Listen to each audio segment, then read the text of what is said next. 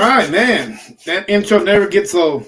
So what's going on, everybody? Hey, this is Terry from NSPS TV Paranormal Podcast, and I know all my followers and fans out there. I know what you're saying. It's like, why are you on a Friday? You should be out investigating, looking for spirits and werewolves and ghouls, and Lord knows what else we try to investigate. But you know what? I had a team out of Illinois that asked me, can they do it on this very special day, which everybody knows. But we're going to get to that gentleman in a minute. But in the meantime, hey, guys, introduce yourselves. I'm Audra Weisrick. Nancy Booker. And Rich Weiserick. Hello. Hello, guys. We are West Suburban Paranormal Investigators. Investigations. Sorry. Uh-oh. Well, and I thought I'd make the boo-boos. I don't know. All right, but you know what, guys? Man, it's such a special day for me because it's Friday the 13th. And, so I don't know how you guys celebrate this day up there, but I gotta salute this guy. I mean, okay. He's a bad man. Jason Voorhees, hey man, I respect everything you've done. This day is basically for you. So, hey, I hope you come over tonight, have a couple beers with me, and we can talk about the good old days. Back when you were doing your slicing and dicing, But yeah, man, hey, appreciate it, brother. I really do. Okay. Get back to you guys. Hey, man, how did you guys become a team? Why did you guys become a team? Talk to me. I want to know everything. Nancy and I met. We were on a different team together. We each came in for pretty much the same reason, our love of the paranormal, and we wanted to find other people who were like-minded. And we were on the other team for a couple of months, and we thought things could be handled a little differently. So we decided to join. There were two other men with us, and we broke apart, and the four of us started this team. Wow. Okay. Quick question. How did that other team feel about you guys doing what you're doing? They didn't like it at all. Yeah, no. So now, is there like a little rivalry going on between you guys or what? No, the other team kind of dissolved. So. Oh wow, that works out for the best then. Works out great. Wow. Okay. So how many of the other members that you didn't that you didn't add to your team are now with you guys? Just the four of us. Wow. So nobody else came. We've added a lot of people to the team since then, of course. But from the previous team, just the four of us. Wow. Okay. Well, before I get into deeper details, hey, man, I'd like to thank everybody for coming on the show, joining us. Tonight, we are broadcasting live all over the world, including Tokyo, Japan. Oh, wow.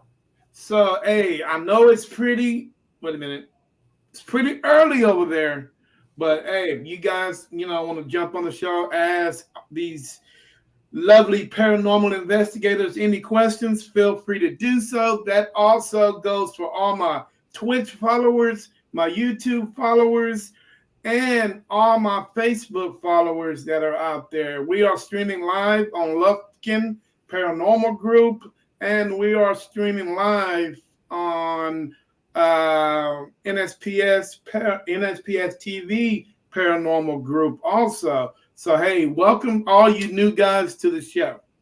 We're growing. This podcast is growing. I've been doing it for the last 2.5 years, and I've seen a lot of growth within it. Just because I reach out to a lot of teams from all across the country, from California to Maine. I try to get in every state as much as I can. But you know what? Let's talk about me, man. Let's talk about you guys. Hey, let's talk about this library thing that you guys did a couple of days ago. Now, was that like a little meet and greet thing that you guys have going on? We have a PowerPoint presentation. It's about an hour long. Mm-hmm. And we, depending on who we bring with us from the team, they introduce themselves. We show a little bit of our equipment, and then we show just evidence and share stories about our past investigations. Then after that, we open it up for a Q&A for the audience. And then after that, they can come up and take a look at the equipment that we use and how we use it. Sometimes we're able to sell some small items that we make. Mm-hmm. Oh, wow. And how has that worked out for you guys? It's been really cool. We were in a certain stride about 2020, right before COVID hit. Mm-hmm. We were supposed to do, I think, 5 libraries in about 4 or 5 months. And then COVID hit and that stopped everything. So we're slowly now getting back into it. And now usually I send out an email to the libraries, and now we're actually getting libraries contacting us saying that, you know, we've seen this other library had you. Would you like to come and do a presentation for us? So, oh, wow. It's really cool. It's opening doors. It's really neat. Yeah. I mean, is that the only places that you guys, you know, go to, basically meet and greet? Do you guys hit up any locations besides libraries? Not so much, not yet. I mean, it'd be great to go into some other things. We were talking maybe about a college here or there. We haven't quite branched out there yet, but yearly we'll do a field trip. We call them field trips. It's where you pay for the tour. Like Waverly Hills or Randolph County Asylum, something like that. And we'll run it for the whole night, which is really cool. And we're able to open it up to some of our closer people who follow us if they want to come with us and stuff. So we can open it up to a few people that way to come and join. We get a lot of our people are coming to us mainly online through email or like Facebook Messenger. The clients actually wanting us to come to their homes or businesses. So that's really our main line of connect right now. Cool. All right. Hey, Irene, how you doing? Irene is a good friend of mine from Tokyo, Japan. Hey, glad you can jump in. Very cool. Yes, cool. Good morning. Yeah, it's pretty early over there. Irene, what time is it over there, my friend? But yeah, but you know what, guys? We've tried the library thing. And we found out that we are more successful in getting ourselves and our name out there. It's hitting up, breweries, restaurants, and our favorite thing is farmer market. I did my first one at a farmer's market, and man, we have people just, really curious, come by, buy some of our merch, able, like you say, able to touch the equipment, do this, do that, and man, it was really great. I really need to get back out there and do another one. But farmers markets, we've had real success at beer breweries where everybody goes after work to have a drink. We've had booths at craft shows, and you do get a lot of recognition that way. Yes. Hey, you guys from the UK, thank you, man. Thanks for coming in on the show, man. I really appreciate you guys. Hey, I know it's probably real late over there, or real early, either one, But hey, let me talk to the gentleman in the back. Yeah. What would you like to hear from me? I'm the debunker. That's what I do. I take it. See, that's why I want to talk to you. I just had that sense that that you was a debunker. Okay, now give me a number, man. What is your percentage on you actually debunking what these ladies put out? No. And how often they bring me? A lot of the stuff they bring me has already been debunked. They've done their own. They do their homework well. They listen to things. They hear things, and it's they've been able to get it to where they're getting the stuff that we cannot explain away. Mm-hmm. Well, they're very good at that, and that's what they do. When it comes to me, there's most times it's okay. What do you think? And most times I go, well, you got a good catch. What do you want me to do with it? But we've had people in the past who've brought us spheres and stuff and all those things. And Mhm. and so far, the only one I have not been able to debunk is the one they saw with their own eyes, both of them. Right. It went right over my daughter's head. They saw it. They were filming it. They caught it on picture on a camera with a flash, and and they could see what they caught. And that's the only sphere. That's the only bubble or sphere or whatever you call it, orb, that I've ever not been able to debunk because they actually saw it. I mean, how do you debunk that? Yeah. Most people, how do you feel about orbs? I don't like them. I don't believe in them. Most times I don't believe in them. Right. Because it's very difficult. Most of the time they're not a true orb. It's an insect or it's a dust floating in the air, Now, what would you say if I can send you to a location here in Texas where orbs the size of a basketball is on a norm? I would come there. Absolutely. Book the plane ticket. We'll be right there. Oh, no plane. You got to drive. That's a long drive. My only question would be: is it an active building or is it an abandoned building? Neither. Okay. Okay. It's not a building. It's actually in a forest. Oh. Oh, okay. See, now there I got problems with that. You've got will-o'-the-wisp.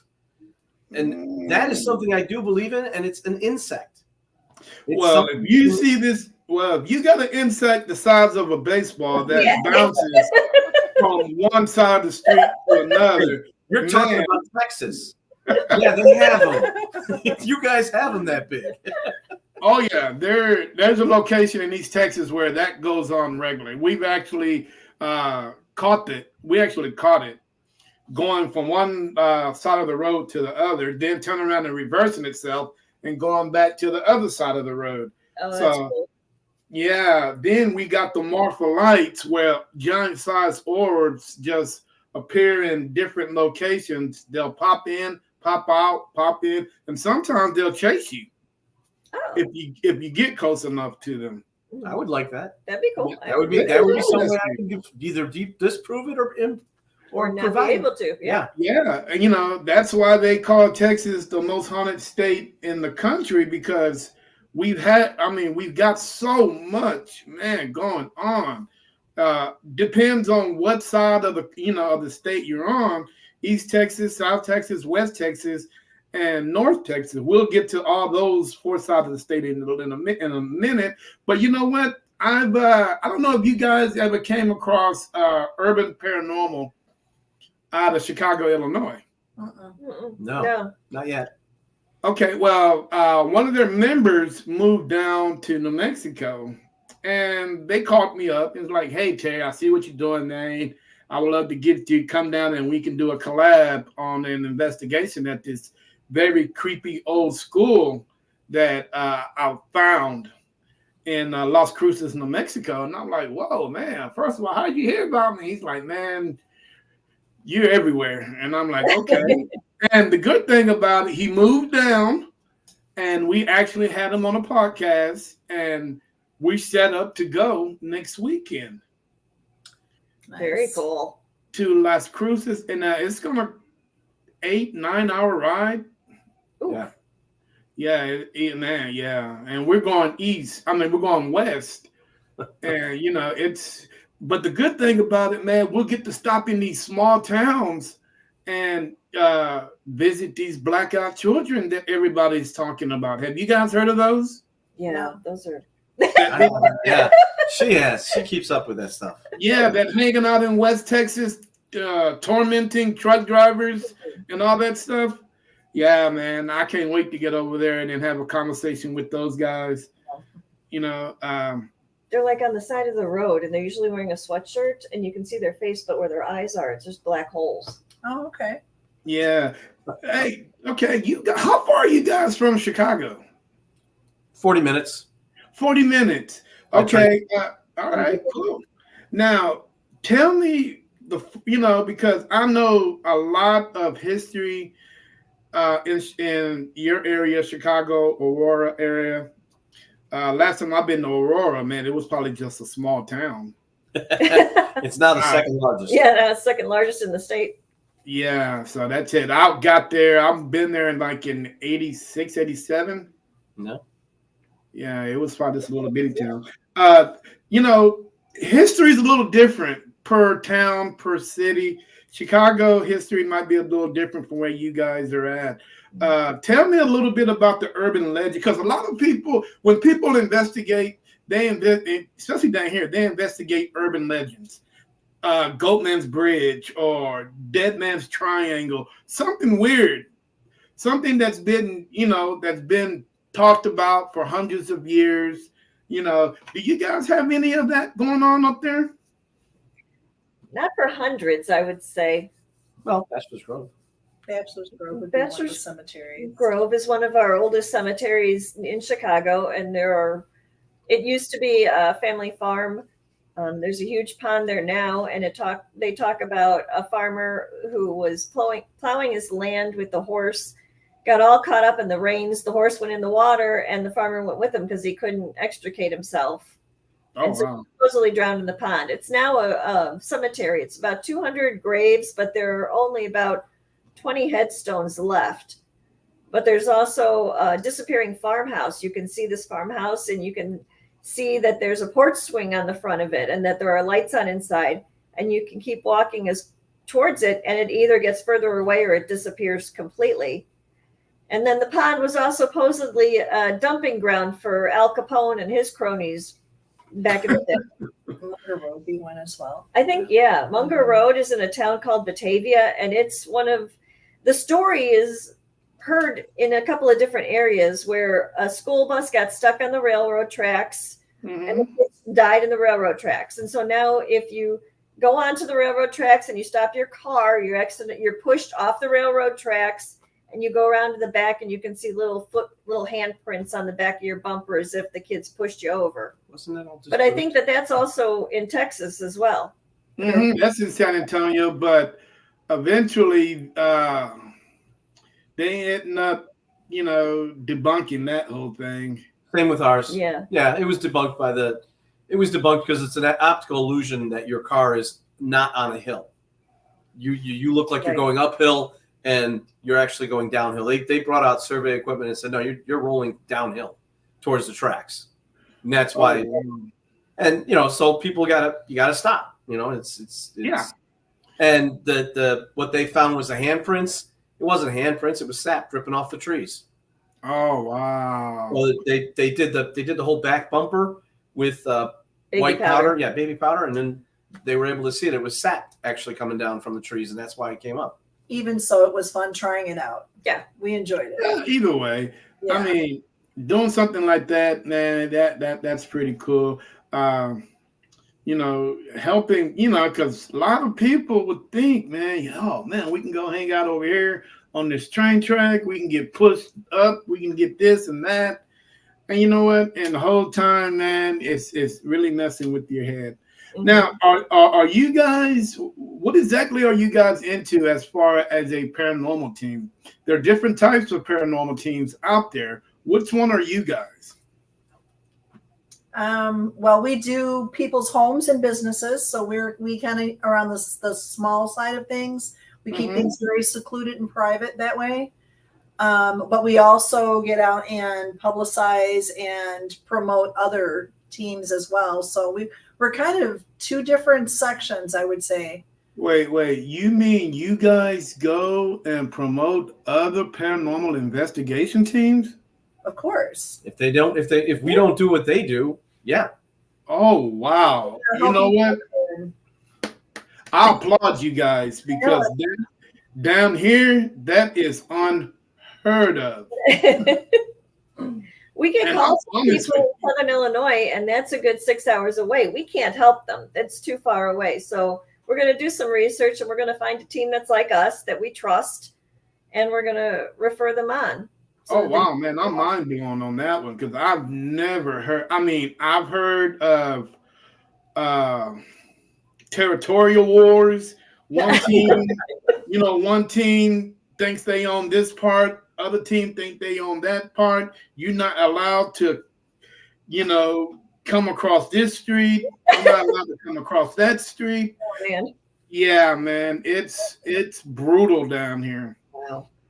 And well, you know what? Thank you, because there's somebody out there that's actually, trying to do the right thing. So, hey, I thank you guys for doing that. So speaking of, what do you guys tell teens that are just starting out that want to do what you guys do? What is the first thing that you guys, when somebody come up to you, what is the first thing and say, hey, I want to do this? What is the first thing you tell them? Get an audio recorder. Yeah. Audio recorder. That's where most of our, almost 95%, 98% of our evidence comes off of an audio recorder. Okay. I mean, Cool. we have all of those different sort of sensors that have the antenna on them that light up and they make noise, and we can try and do yes or no questions with that. We use cat balls. I mean, those toys work out great. But Yeah. most of our stuff is through audio. Cool. Have you guys had any long conversations with anybody? We do get a lot of long conversations going on when Audra does the dowsing rods. She's very good at that, and her connection is really strong. Okay. So, yeah, we can hold conversations. All right. Hey, man, I'm going to go back to the skeptic. Skeptic, a lot of people has been criticized for used dowsing rods. How do you feel about them? With my wife, I believe in her, because one of her familiars is a friend of ours.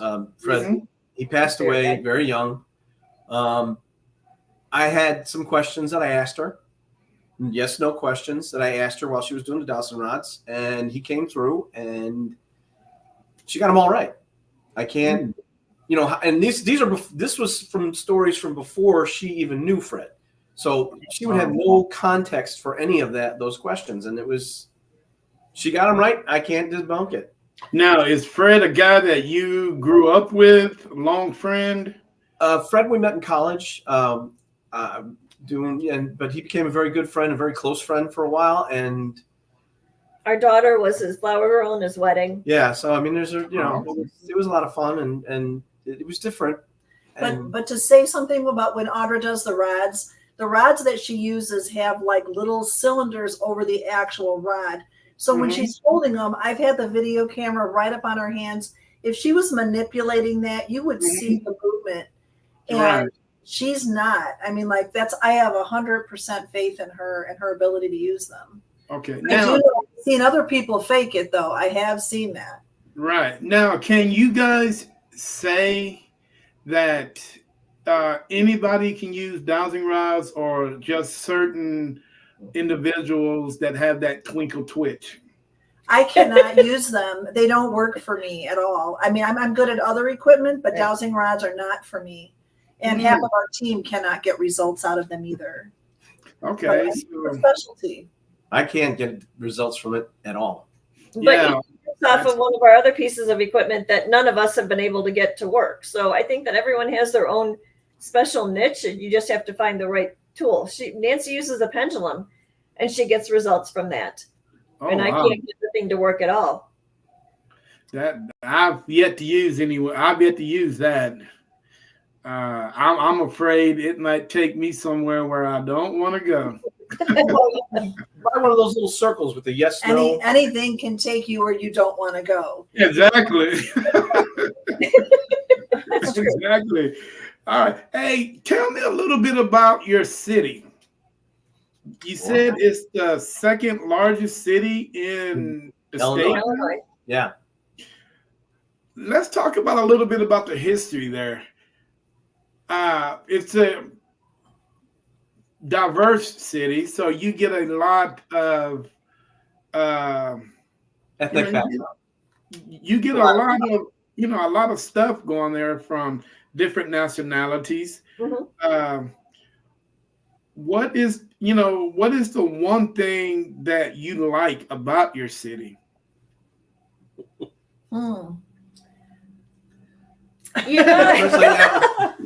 As far as Aurora goes, I love it that we have stories. There are stories that have been handed down from generation to generation because Mhm. these are old stories. This was when it was a farming community out here.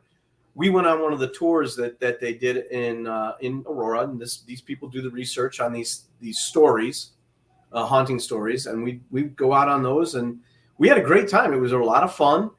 I learned a lot. These guys probably already knew that stuff, but I learned a lot, just listening to the stories that we heard. But there's a lot of history in the town. That's for sure. It's almost as if you can go 2 blocks and you feel like you're in a completely different area. Wow. And you either way, and you're just in a completely different world. And that's what I like about a diverse city, because you never know what you're going to get right around the corner. Right. Like for an example, back in World War II, we got a lot of people that came over from Germany that was, getting away from the war and all that, so they don't have what we had, over there, and some of the Germans, they get a little bit more freedom. They're able to do a little bit more. So what I found out is sometimes they get overwhelmed with all the freedom that they have. They're like, oh man, I got this going on. They forget about their parents that came along with them. So now what happens is they discover nursing homes. Once you discover a nursing home and you're able to put your loved one in a nursing home and just let them live their lives out, a lot of people in the, during World War II did that when they came over here. So we came, long story short, we came across a old nursing home. I think it was built in 1940, 47. Anyway, it's an old one. And so what's so crazy about it, guys, we were catching EVPs, things that we didn't take for granted. When we, Americans, like shoes, clothes, certain types of clothes, so when we went in this nursing home, we were able to, catch that. We're able to catch, war. It's just so many things that you go from one area, like you say, you go from one area and it changes. And man, when you guys mentioned that, that nursing home popped right in my head about that, and I'm like, wow, dude, can you imagine going through something like that? It's totally crazy, but it happens. Yeah, it does. Yeah, it happens. Now let's talk about your all your medical buildings that you guys have up there. Down here, we got a nursing home on every corner. Oh. I kid you not. I can go right out my door, go right down the street. There's a memory care center. So wherever there's a major trauma unit or hospital, you either find a recovery center to to rehabilitate it, or you find a nursing home. Right. Is it like that up there too? No, not so much. I don't think we have a whole lot of. My father. So my father, not so much. It's not necessarily a nursing home. It's a senior center. They call it a senior center. My dad, who's 91, we moved him in there when he was 90. We moved him out of his old one and into a new one. So there's a few of them to go with. This senior center, though, is a converted convent. So it was a convent for nuns. I haven't talked to my dad much about it, but I'm wondering if I'm going to ask him, have you seen any older nuns floating around, literally, or something like that? It's a converted convent for them. So this is something that they can, and we still have nuns living there. They still have a small portion of the whole thing is for the nuns, but for the most part now it's converted to being for older folks to come to, and it's a retirement community now. And the craziest thing about that nursing home, now I don't know if you guys ever encountered this, most of them spoken German. Hmm. So I really didn't understand what the hell they were saying. Right. Need a translator. Right. You know, they were speaking in languages that I never heard of besides, you know, his you know, Mexican and English, you know, and some of the languages that I'm used to hearing, but there were so many that I could that were just coming at us. Man, we could not understand half the things that they were saying. Right. Wow. What were you using to get, like, to communicate? Well, actually, we had a what is that darn thing? It's like a little voice box. The spirit box. Yeah, spirit box. The Echo Vox. And you know, and we also, some teams don't really use apps on your phone, but there's a lot of good ones out there that you can use. So we actually used a couple of those. And what's so crazy about it, we got the same result. We'll turn one off and just, you know, to validate the other, you know, to say, hey, you know, did that really speak in that language? So we'll cut that one off. Then it will continue in that language using the other one. So yeah, I mean, it was pretty good. I mean, yeah, that was pretty interesting. And what's so, like I was telling you guys, and what's so weird about it, they cherished some of the smallest things that we took for granted. You know what I'm saying? Like shoes, shirts, dress, the color of the dress. And man, yeah, that place was amazing. If you guys ever come down, I would love to take you there. Just, you know, just to see, let you guys see that place. One of our favorite pieces of equipment is off of an app, a phone app. It's called the Echo Box. It's the same, runs the same thing. It's got 6 channels with syllables that get thrown out at you. And there's been more than one time that it's definitely spewed out a different language. Oh, definitely. Yeah, those. Hey, and you know what, man? And somebody could, because one thing I've learned in my short years, you know, as a paranormal investigator, when you talking someone or spirit or ghost, and you know, hell, they're universal. Right. You know what I'm saying? They can speak it to you in any language they want, but you know, but I guess they felt comfortable with speaking to us in that language. Maybe because I had a guy that was part German, and maybe, you know, they had a way to communicate like that. Right. So it's always good to have somebody that's on your team that, you know, that can be a little bit, what's the word I'm looking for? That has bilingual? that Bilingual?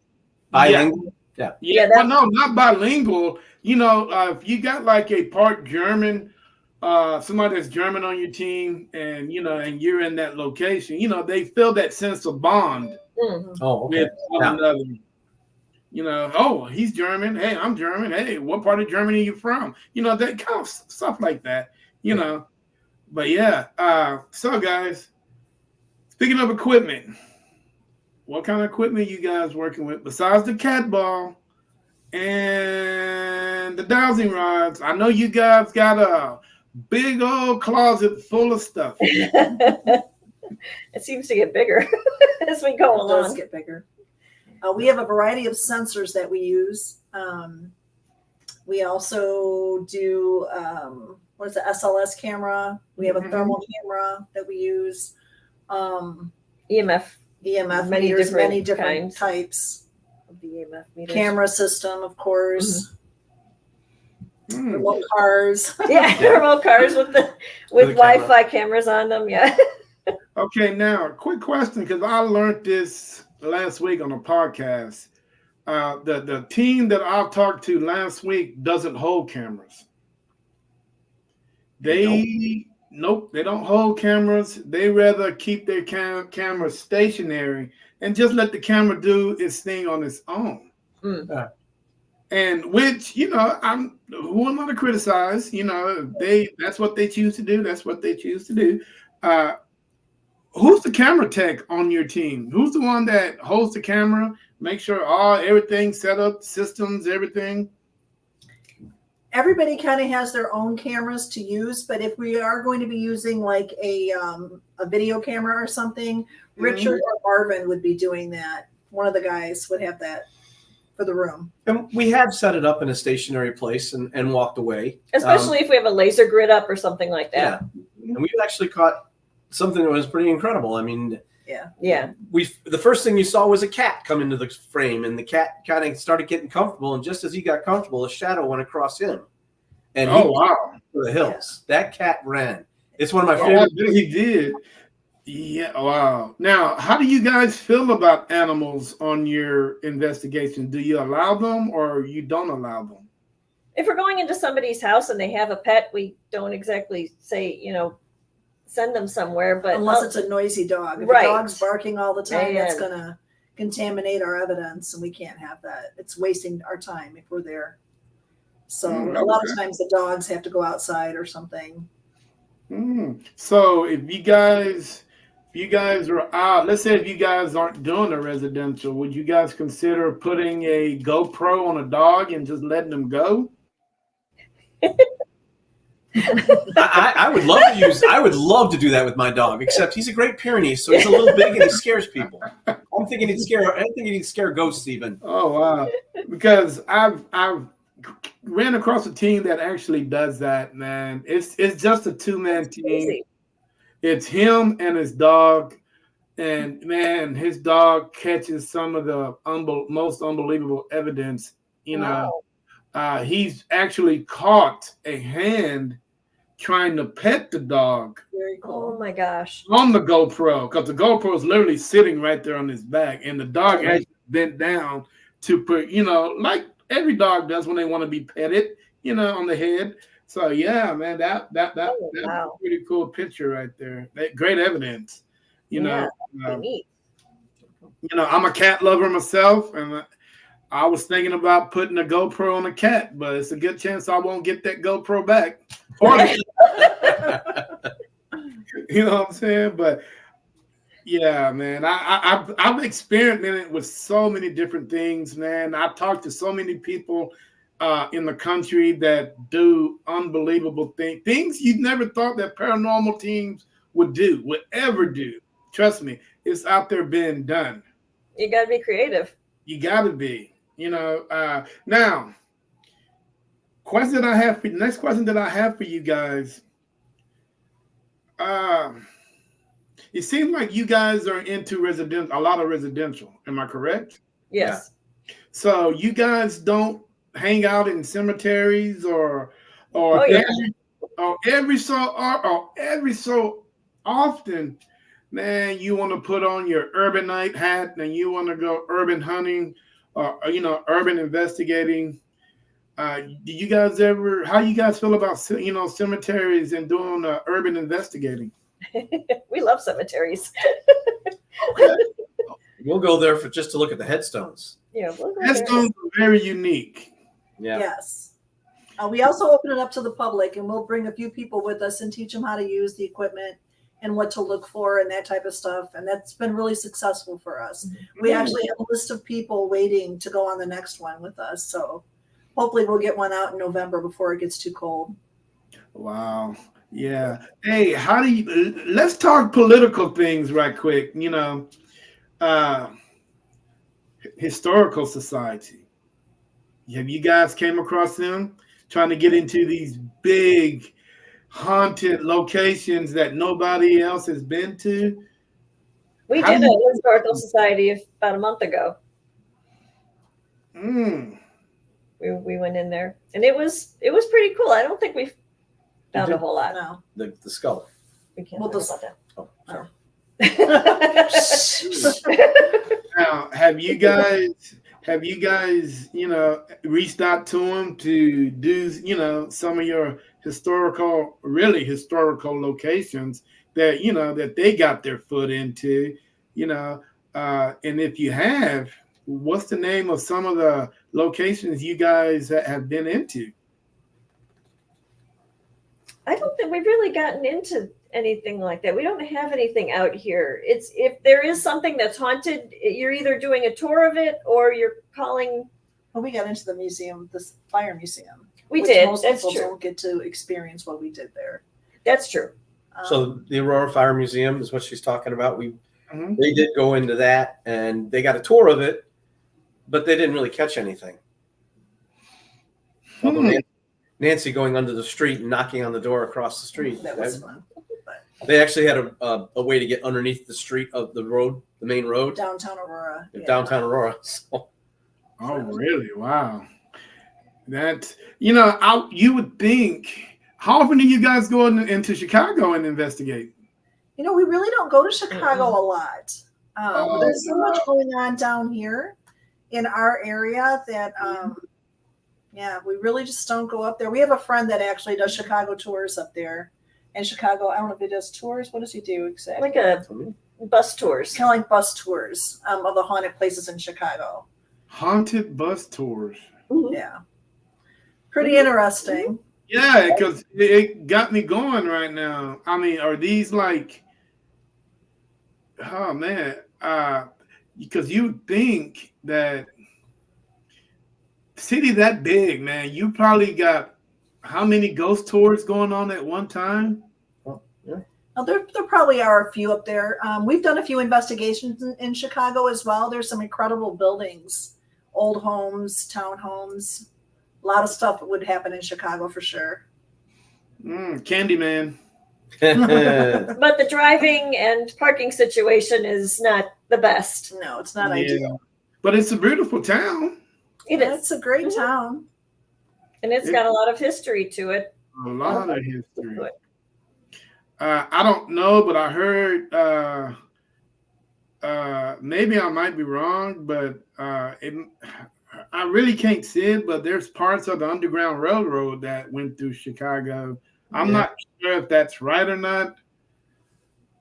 But there are places. Yeah, that claim it. We don't know. So. Right. I don't know. I mean, it's history, man. The one thing about history is either you get it right or you get it wrong. We did a few investigations in a city called Ottawa in Illinois, and they have a lot of tunnels underground on these buildings, and there's a lot of history stating that it was part of the Underground Railroad. But that was fascinating just to experience it and to walk down there, near the tunnels and stuff. Right. Okay. Well, most of them are blocked off now or, deteriorating so bad you don't want to walk in there for safety reasons. Right. But fascinating. Now, are you guys able to see the comments? No. No. All right. So. Hold on.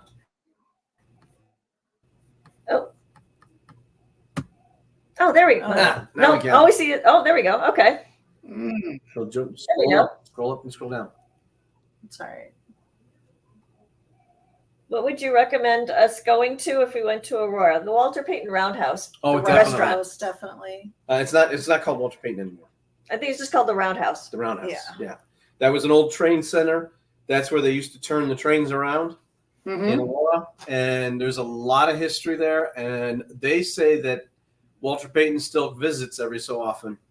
Oh, really? Now I need to get his autograph. Good luck with that one.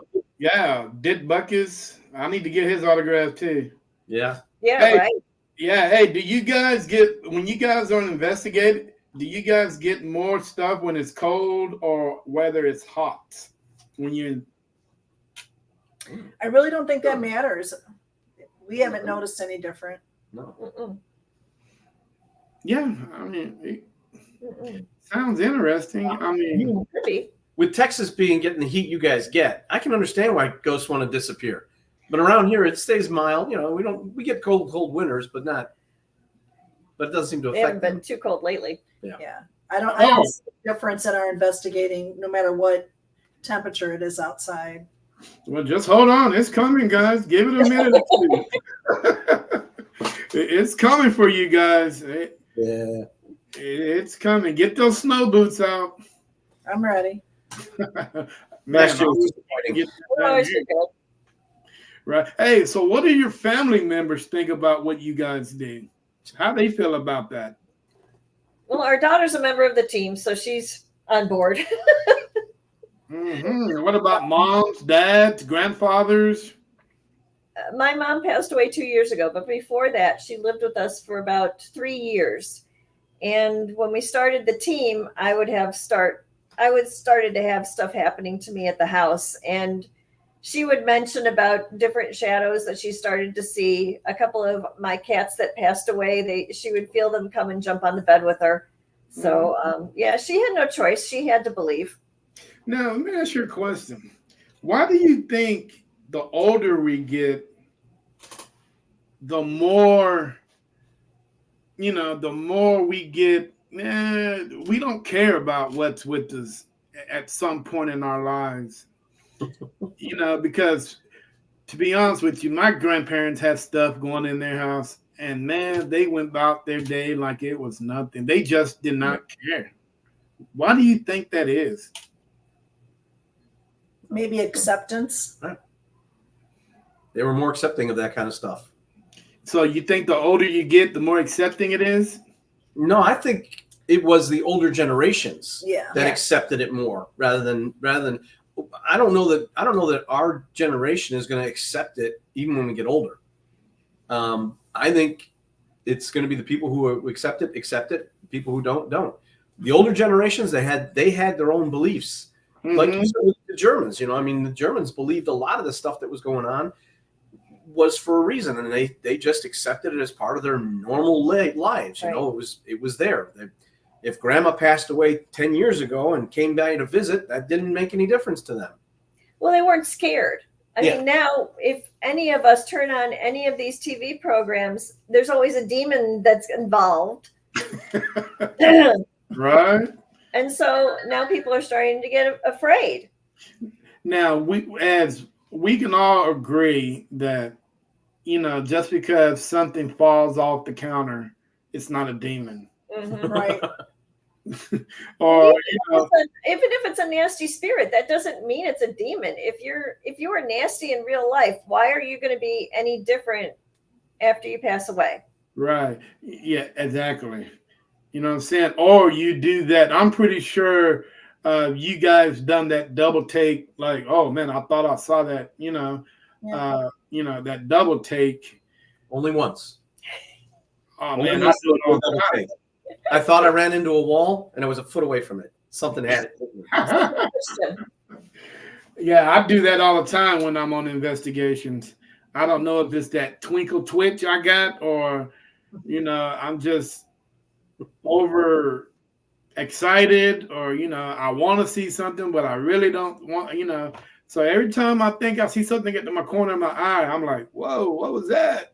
But yeah, man, it's been an interesting journey for me. One thing that I have problems with in the paranormal world, I don't know if you guys have it, but I always get cops places where they shouldn't be. Oh. We were at a cemetery and the cop pulls up. Mm-hmm. What are y'all doing? I'm like, oh man, we're paranormal investigators. Oh, okay, see you later. Yeah.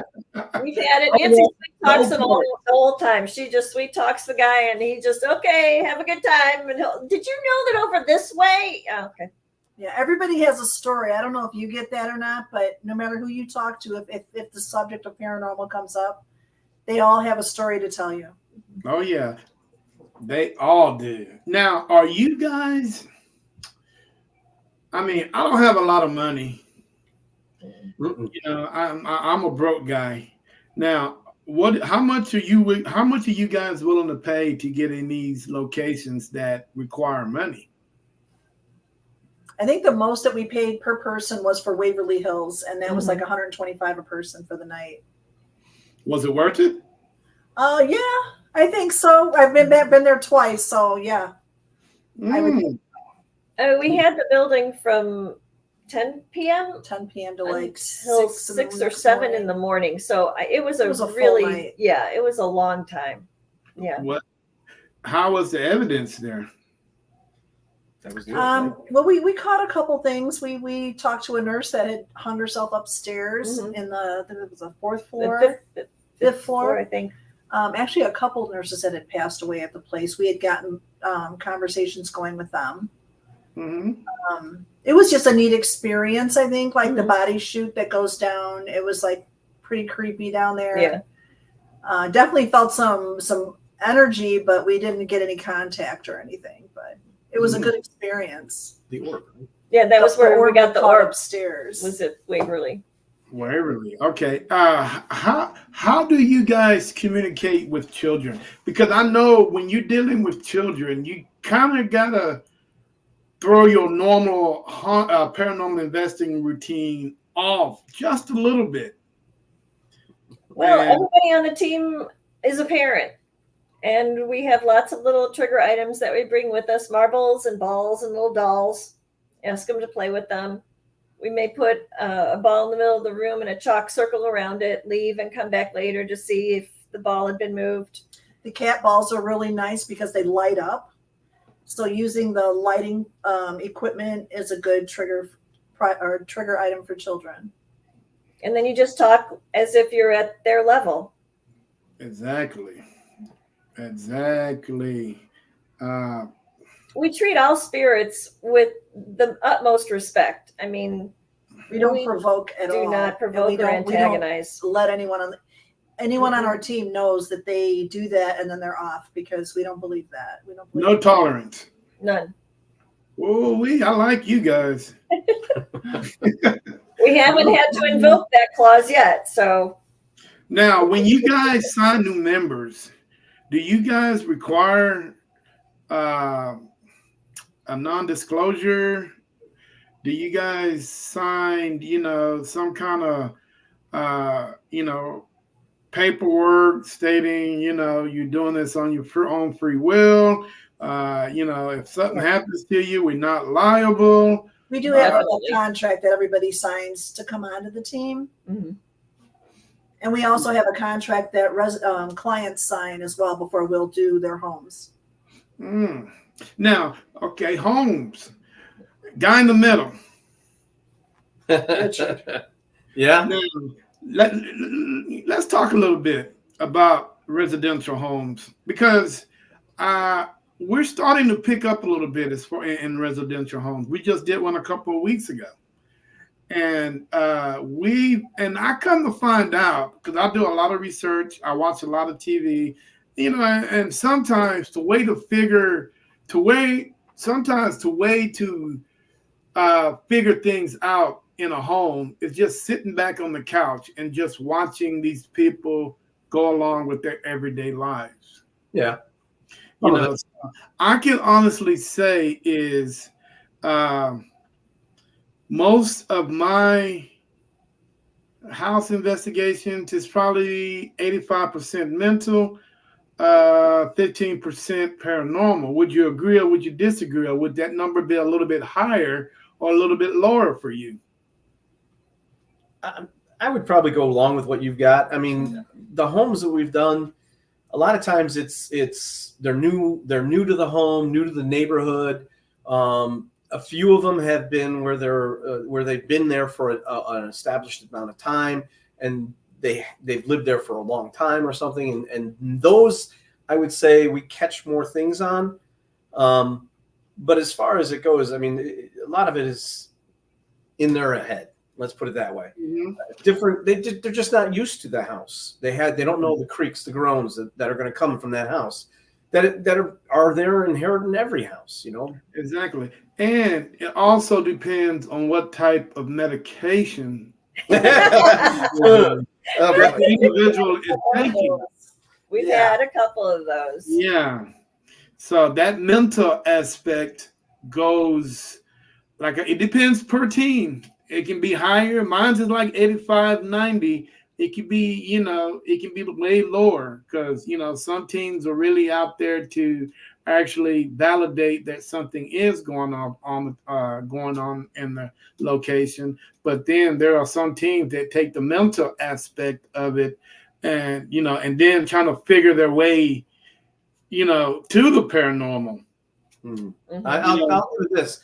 These guys are really good about it. Like I said, they double check themselves on a daily. It's not they go into a home with no knowledge of what's going on, and we talk to the people, find out where their hot spots are, find out what's going on, what they're seeing, and then from there, I mean, we did a home that we debunked almost everything. Or find out. See, the way we do it is, once we go in and we sit down and talk, we have a list of, okay, name of your medication, name of this. Are you seeing a doctor? Yeah. This and that. Yes. Do you do this? Do you do that? You really got, because when you're dealing with something like that, man, you really got to open up the book. You have to. And we'll sit there and we'll say, look, we don't want to offend you in any way, but these are answers we need to have. We normally do a phone interview before we even go to the home, and that is one of the questions that we ask about anybody on any medications that we need to know about. There's many questions that go along with the phone interview. Because you really don't it's really great to help an individual who's off their meds, and you really want them to get back on their meds. And I had a case like that where there was a guy in Cedar Park. Well, he called me up, Sunday. Well, on a Sunday, he's like, hey, I need for you guys to come over here, man. Somebody is drinking my milk and smoking my cigarettes. Oh, my gosh. Oh, boy. Yeah, I kid you not. Wow. One thing that we offer to clients is home cleansings, and we have a variety of them that we do offer. A lot of times, all they need is that confirmation that you're helping them cleanse their home, and it's like peace of mind, right? So yeah, I agree with you on that one. I have not done many house cleansings yet, but helping that guy out, man, get back on his meds, because he was an avid sleepwalker. He slept, he walked in his sleep. Oh, boy. And he wasn't taking his medication for that. So he was getting up while he was sleeping, doing things that were very dangerous. Right. Smoking cigarettes while you sleep, that's a no-no. Yeah, that's not good. That's a big no-no. And drinking the milk, and not only that, man, it's what he saw was doing it. That really, had concerns, because when I initially got the call, he's like, hey, man, I got these giant cockroaches smoking my cigarettes and milk. And I'm like, what the hell, dude? Who are you serious? But you got to take everything. Every time somebody called you, you can laugh, but then again, you got to think about it. Well, let me put myself in their shoes. Right. Yeah. So once I did that, we went over there. We were able to talk with them, sit them down, install a camera, so we can, record this guy while he sleep. And that's how we were able to catch what we caught. Right. Yeah. And I'm like, okay, so it was cool. And then this guy talks, man, at least once or twice a month. So helping somebody out, it brings a good friendship along with it. Right. Yeah. A long-lasting friendship at that. But yeah, man, the guy was pretty funny, and he's been on his meds ever since. So yeah, man, that was a good one. I really enjoyed helping him out, just making sure he's okay, everything taken care of, and having, just talking to him and reminiscing about stuff like that. Right. You know what I'm saying? All right, hey guys, let me ask you another question. This one is going to go for the young lady on the right-hand side. Yep. And The one who's right? You're right or our right? The one with the brown shirt on. I forgot the name, young lady. Nancy. Nancy, like that name. All right, Nancy. What would you tell a youngster that wants to? I mean, you guys answered this question before, but I want to go a little bit in more details in it. What would you tell somebody who wants to start their own team? What will you honestly tell someone that wants to do that? One word of advice would be to not fabricate your evidence. Keep it real, because everything is not paranormal. You know, you want to keep a good name for yourself, and a good name goes by a lot further than you faking some evidence and later on being called out on it. Just be real. That's the advice I would give them. Keep it real. And I will also tell them to do their history. History is huge. History is huge. And you have to have knowledge on what you're doing, on what you're about to partake yourself into, because it's very dangerous. People think that paranormal investigators is something that can be done fly by night. It doesn't work. It's nothing is fly by night these days. No. It's dangerous. You need to understand what you're doing before you do it. Exactly. You could open up something that could ruin your life. Exactly. And you don't want that, especially as a kid. Right. You know what? I've seen more kids playing Ouija boards today than I've ever when I was growing up. You know what I'm saying? If they're not making them themselves, they're going online buying them. Right. You can even just get free apps off of your Play Store. Yeah, it's crazy. It seems like this world is they want to make it safe, but they're making it more dangerous. Right. Yeah. Well, and they have names for it too now, so that way the parents don't even realize that they're getting involved in that. They're just playing this game that's not called a Ouija board. So, okay. Taking time with it, not realizing that it is the same thing. They've just changed the name on it. Exactly. And I always tell people, man, especially these kids today, I call them younglings because that's what they are. You know, Mr. Terry, man, I would love to start. No, you're not ready. Yeah. You can tell by the tone of one's voice of a child if they're ready to, venture in something like this. Now, I'm not saying that you can't have them long as a guest. That's fine. But, you starting up an actual team, going out to an actual location, and doing this, believe it or not, man, it takes a while, right? For you to actually call yourself a professional. And then again, you would never call yourself a professional because you will never learn everything that needs to be learned about this profession. That's true. You learn all the time. Yeah. So I always tell kids to just do your history, and if you are around a team that does this, just, ask for a ride along or just go along.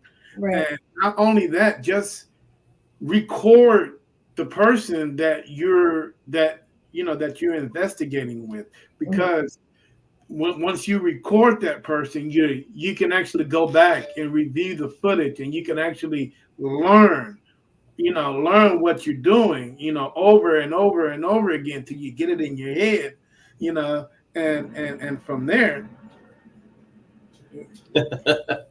Fly over? No, somebody's taking a bath. It's just about that time. Yeah, they get home from work. So yeah, man, a lot of kids come to me with that. Hey, Mr. Terry, can we go? And I'm like, well, no, man, I don't think you guys are ready. I don't think you're ready. You don't have that maturity, to want to be able to handle something like that. And, and I just don't want that on my shoulders if something attaches itself to that kid, or something follows this kid home, and guess who they're calling? Yeah. They're gonna call us. So Right. yeah, it's kind of hard doing that. I mean, I wouldn't recommend doing it.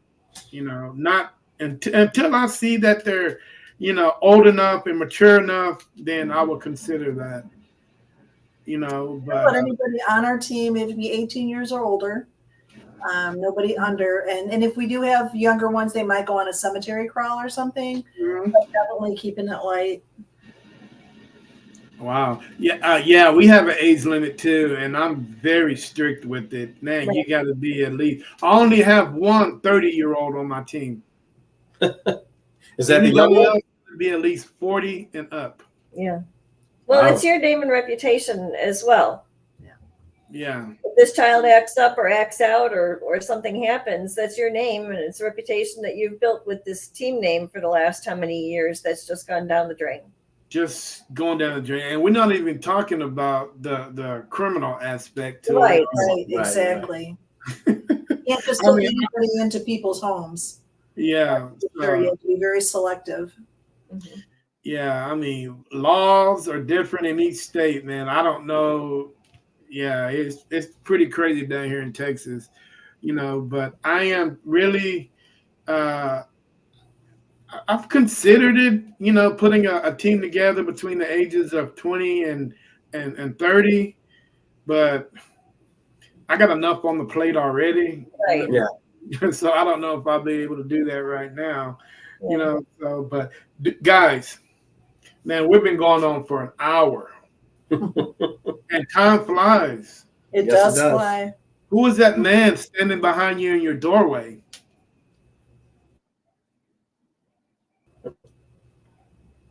What did he say? I don't know. We kind of You cut out there. froze out a bit. Who is that man standing in your doorway? No. Oh, yeah, there we go. Yeah, there you go. Made us look.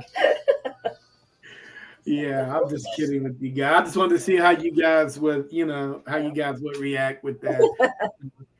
We want to thank you so much for inviting us on your show. Right now. Hey, you know what? It has been a pleasure talking to you guys. I wish your more of your team was here, so I'm able to get a better feel of everybody, because everybody's story is different. Right. You know what I'm saying? So, we should do this again with everybody, because I got enough room on here for at least 100 people. Yeah, We'd we love would to do that. it. Absolutely. November or December when we're a little bit more open. We'd love to. So what's the plans for tonight? What are you guys up to tonight? Well, Nancy's about ready to scoot out. Yes, I'm actually going to the Paramount for a play, so Oh, can I go? You got a date? I do. I do. My jacket. Oh, Need your jacket. let me see if I can get everybody back here. Okay. Tell the world how to get a hold of you guys. You can find us on Facebook, West Suburban Paranormal Investigations, Mm-hmm. or just facebook.com WSPINV. Or you can just call them like I did. You You call us. can. Our phone number is 630-270-6877. All right, man. Hey, it has been a pleasure talking to you, Nice ladies. to meet you. You too as well. And we should do this again. You guys, anytime you want to come down to Texas, feel free to contact me. I am the guy that would take you on some of the most haunted locations that Central Texas has to offer. I think I'm the only one in this area that knows some of the haunted locations. So I got access to all that. So We'll definitely look you up if we're ever in Texas. Yeah, definitely. yes, please come on down. All right, hey, with enough said, hey guys, you guys enjoy your Friday the 13th, and give your homage to Jason. Tell him hello and thank you for the incredible job he's done. Exactly. You know what I'm saying? But in the meantime, hey, you guys enjoy the rest of your evening. You too. Thank you. everybody. Bye-bye. Bye, guys. All right, man. Operate.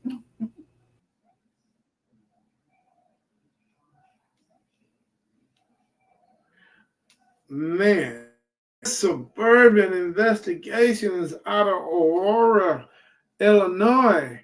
What do you guys think about them? Hey, they're getting up there, man. They are doing great things. I like to go up there and check that out, man. I ain't been to Illinois in years. Yeah, man, that would be a great little road trip for us. But anyway, hey guys, hey, I appreciate everybody with their comments. I really appreciate it. Our support. I really love the support. Hey, let's do this again. I got another podcast Sunday, so feel free to jump on in, guys.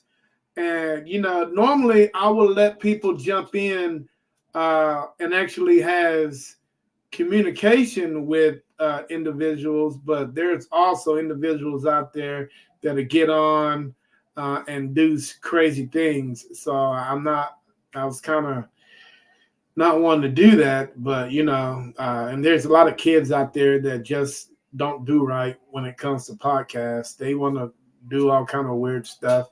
But anyway, hey guys, I'm about to get out of here, man. I got Jason knocking at my door, so I got to go let him in. He got all the beer. So it's been a pleasure talking to you guys. Support, man. Make sure you hit all those like, share, subscribe button. Let's get these numbers up. You know what I'm saying? Hey, give me that HBO special. If those of you don't know what HBO means, help a brother out. Help a brother out. But in the meantime, I'm about to get out of here. So, peace.